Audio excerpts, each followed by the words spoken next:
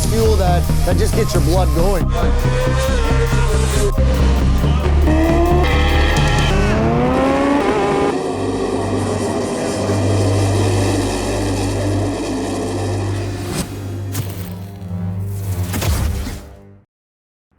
From the Mopar Canadian Superbike Championship, I'm Emily Fulford, and this is Go Nitro. We're here at the Canadian Tire Motorsport Park in Bowmanville, Ontario with Ben Young on his final race weekend of the year. This is the track, CTMP, home to some of the most prestigious world-class racing events in the country. You make it here, you make the world stage. It's a high-octane, dangerous and thrilling form of motorcycle racing. The bends are some of the most razor-sharp in the country. Making a turn can mean knees kissing asphalt. A wrong turn, more than just your knees. Today, we catch up with Ben Young, a rising star on the Superbike circuit. When I was a kid, I pretty much lived outside when I wasn't at school and riding bicycles with my friends or just riding bikes around the 3-acre property we had in Scotland. And yeah, so it was just that. And then, you know, all I remember my childhood was being outside with my friends having fun and watching racing. I was kind of following Ben a little bit over the past few years because whenever you see, somebody who's a Canadian, racing in different parts of the world, you take notice of it. I've seen him here at, racing in Canada once or twice. So it was nice that when I finally got a chance to meet him, that they wanted to do the Canadian Series. We sat down at the Toronto Motorcycle Show this past winter, February time frame, and started talking about the possibilities of Ben, racing a BMW in the Canadian Superbike Championship, for this season. So it was good. It was very, easy to sort of talk with him and his dad. He felt really comfortable. It was a relationship that just sort of felt right off the bat. So we started working together, and it's been fun. We're busy all the time. We're a small team, and we just deal with trying to push the two-wheel brand in front of people as much as we can. Ben's bike is a 2016 BMW S1000RR. It's a 6-speed chain drive powered by a 200 horsepower engine at up to 14,000 RPM. Braking system, front dual 320mm discs. End result, power and control for the race. Let's see what this means on the track. Okay, so how are these tires prepared for the race? So between each race, we typically change tires. So after each practice, they'll come off. We'll take them to the Dunlop tent. Dunlop guys there will change them over for fresh tires, and we'll take them back to our pit. We'll put them on, heat them up for about an hour to 45 minutes to an hour before the practice session qualifying a race, and then with Bickle tire warmers. So that'll bring them up to roughly about 90 to 100 Celsius, and then we'll take them off and we'll be good to go. So between races, the bike goes back to Scott Cartier's place in Port Perry. Just average maintenance, check the brakes, stuff like that, change the oil filter and stuff, and just doing all quick around on the bike and make sure everything's okay. Yeah, so in a race situation when it's dry, we'll run a slick tire with best grip, but as soon as there's any standing water, we want to change to this rain tire. As you see, it's got the treads and it helps disperse the water out of the way. Superbike is unique from other motorsports. While motocross and supercross is a dirt bike race, motocross is often configured as an obstacle course on a dirt track with bikes built for durability rather than speed, while superbike racing is the equivalent of Formula One racing for bikes. Like F1 racers, the tires use slicks, so they have no treads. The bikes go so fast the rubber softens and sticks to the track, just like an F1 racing car. Before each race, the tires are prepared by Dunlop for the racers. They're checked, heated, balanced, and tuned and replaced where necessary. Shocks and suspension are tested, brakes insured, and general checks for safety. Oil is also checked and changed, as well as refueling between races. Any modifications for adjustments that may need to be made to improve performance, speed, or safety are executed. After all of this, if there is time, a practice run is scheduled to make sure everything is working and safe. After that, it's off to the races.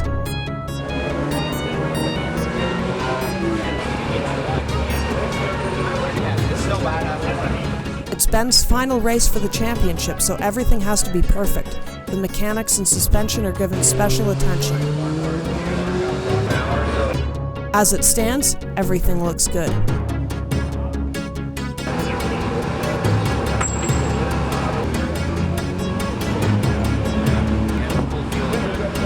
Time to head out to the racetrack.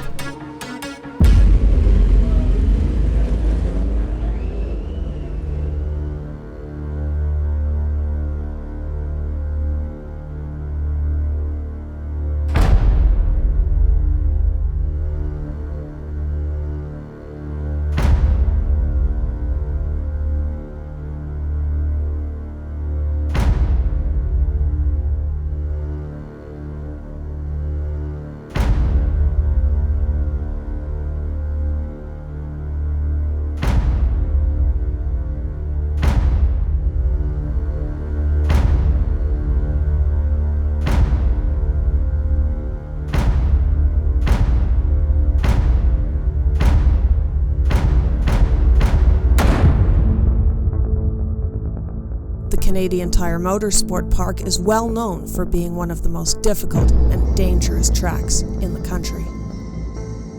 It has razor-sharp turns that can be deadly if not treated with respect.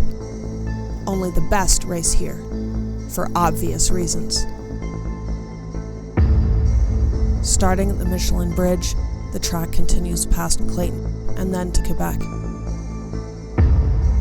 One of the more ominous bends in the track, of which there are many. It proceeds past the Canadian Tire Bridge and eventually to the end. To make the turns, racers sometimes have to lean into the track at 60 degrees, so close that their knees literally graze the pavement.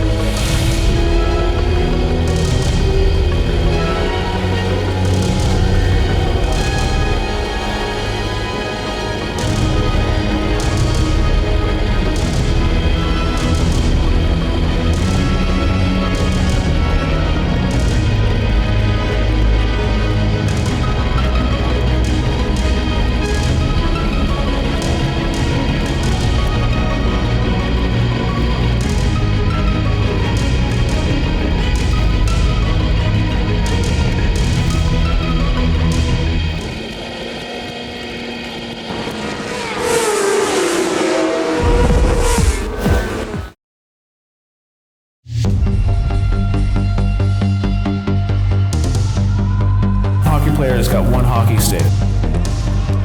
In Sledgehockey, I have two hockey sticks. So I've got a left curve and a right curve.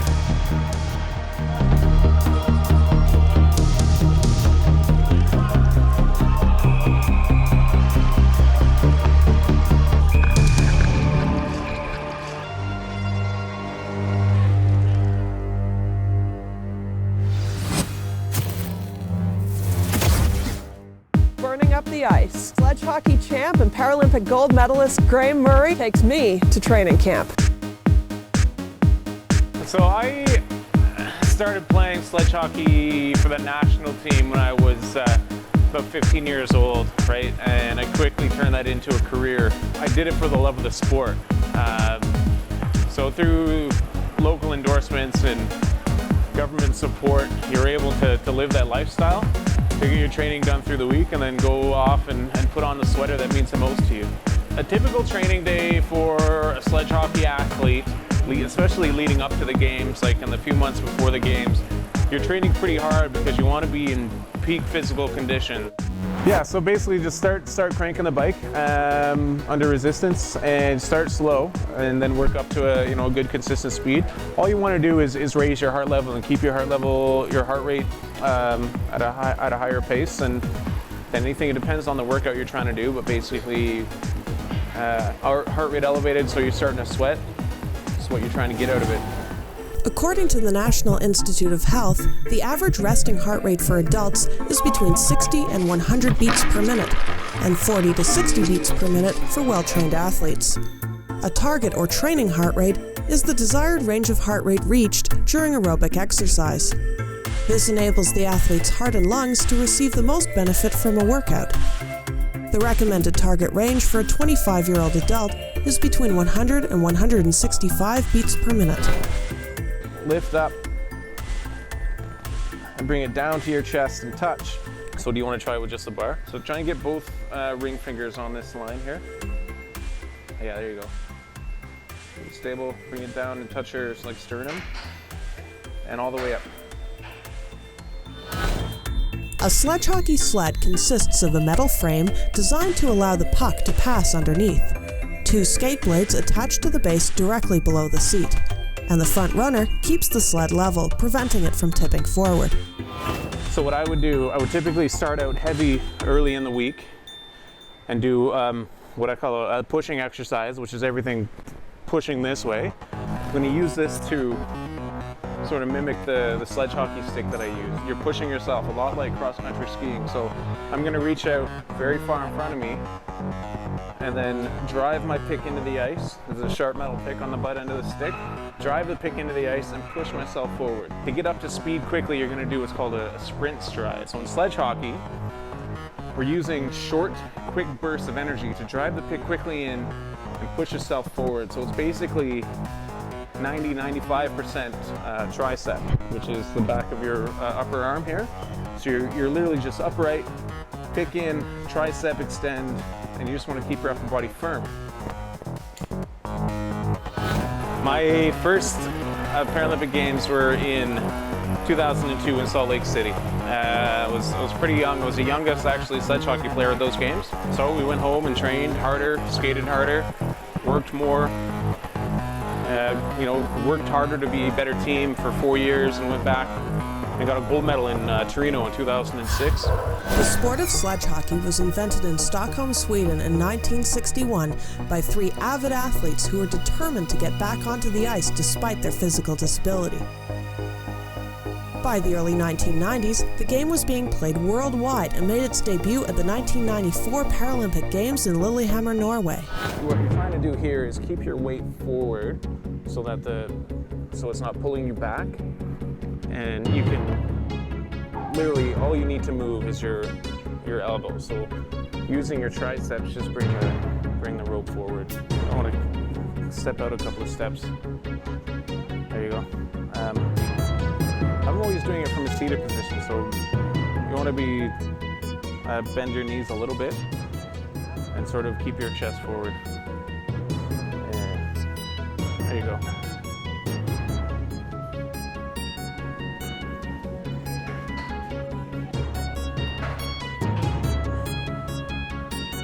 Good. Yeah. So I like to switch onto the bench. It's basically just a bicep curl. 1 arm at a time, 90 degrees.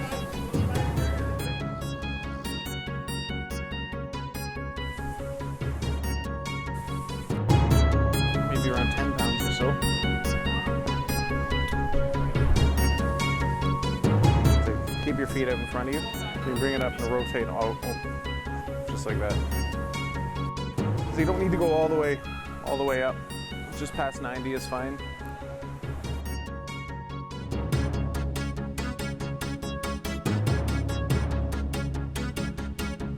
Yeah, perfect. Here you are. I have huge arms in no time.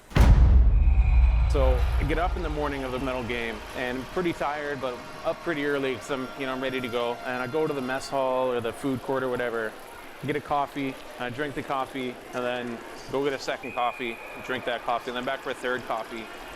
And by this time I'm awake enough to open my phone and I turn my phone on and it starts flashing and beeping messages and things at me. And I realize there's people at home and people from all over the place, not just from Gravenhurst, where I'm from, but people from across Canada reaching out to our team, individual players, and saying how they're so proud of how we're playing. These messages that I got were what I needed to go out and play. Now, Graeme, you're a sledge hockey champ. Now, for our viewers out there who are curious, what's sledge hockey all about? A simple answer, it's hockey. There's some equipment differences that I can show you guys, but I'll start with the hockey stick. So in stand-up, hockey player has got one hockey stick, right? It's got one curve and he's shooting either left or right. In sledge hockey, I have two hockey sticks. So I've got a left curve and a right curve. And on the butt end of the sticks are these sharp metal picks. So I use these to propel myself forward. And aside from that, because I'm not wearing skates, I'm in this, and this is probably the most important part about sledge hockey. This is my sled. So I'm in a plastic molded bucket, metal frame, and skate blades on the bottom. But rather than show you here, how about we get on the ice? Sounds like a plan. Right on.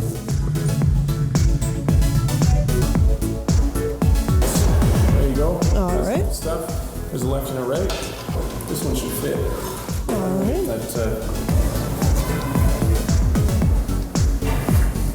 Just grab your sled and sticks there. Perfect. The strap goes over top of your ankles, under the bar, and then get the Velcro tight. And then there's a lap strap that's pretty straightforward as well. So grab your sticks left and right. Perfect. The idea is to pull yourself forward, get your arms in tight, and then extend. Perfect. I'm skating in a sled. At high speed, you can just do what's called a hockey stop. So on the left, back this way. Now we can practice a little bit of stick handling. So in sledge hockey, right, I've got a left hand and a right hand, just like you've got. So I use both sticks. And what I can do with these sticks is stick handle on my right hand or stick handle to my left hand, right? So I go underneath my legs. So I actually lose sight of the puck for a moment of a second there while I go hand to hand. Nice. Put the puck with you a little bit. And what you want to do is wind up for, whether you want to take a wrist shot or slap shot, but you're pointing your feet at the net, shoulders square to the net, and then when you follow through. Well, that was quite a workout. But to this Olympian, what's the most important part of the game? I got on the ice and I made it fun, right? Whether I was out there by myself, whether it was me and one other guy or me and 12 other guys out on the ice, we just had fun. The show doesn't end here. Visit us online for your fix at gonitro.tv. You can follow us on Instagram, subscribe to our YouTube channel, and you can tweet us on Twitter. Go Nitro Access is brought to you by Melville, Saskatchewan. It's bigger on the inside. Aviva Canada. Salon services for Go Nitro provided by ID Hair Studio. Hair for who you really are.